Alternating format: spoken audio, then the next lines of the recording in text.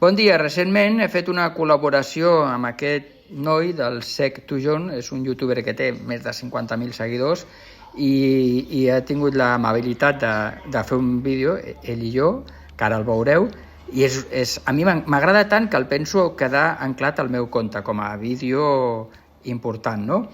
I el tema està en que tinc el permís d'ell per compartir-lo, no sigui que els senyors de TikTok diguin està posant un vídeo d'un altre compte, espero que no m'ho tallin, perquè jo tinc el seu consentiment, val? Espero que us agradi, a mi m'ha encantat molt, un abrazo para el John o el Juan, o llámalo como quieras. Buenos días. Usted me suena, ya ha venido por aquí, ¿verdad? Mire, vengo porque Windows 11 me ha vuelto a cambiar el menú de sitio. Y encima ahora, en el navegador me sale publicidad de calcetines. Estoy harto. No quiero una pantalla verde con las letras de Matrix, ¿eh? Ya, quiere divorciarse de Microsoft, pero también quiere que su nueva pareja use el mismo perfume y se peine igual, ¿no? Exacto. Que el botón de inicio esté donde siempre.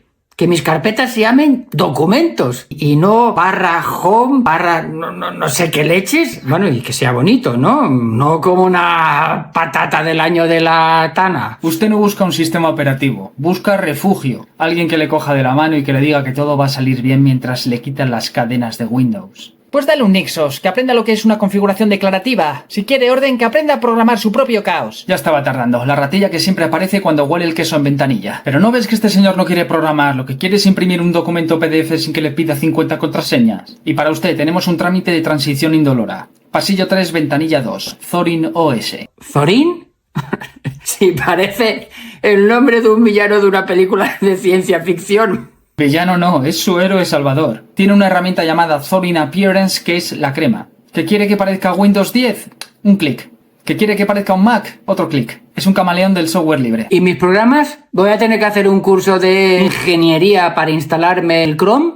Para nada, viene con una tienda de aplicaciones que parece una boutique. Y lo mejor, tiene un asistente de soporte para Windows. Si intenta abrir un archivo .exe, el sistema le dirá: oiga, esto es Windows, pero si quiere le instalo la versión de Linux. O le busco un apaño con Wine.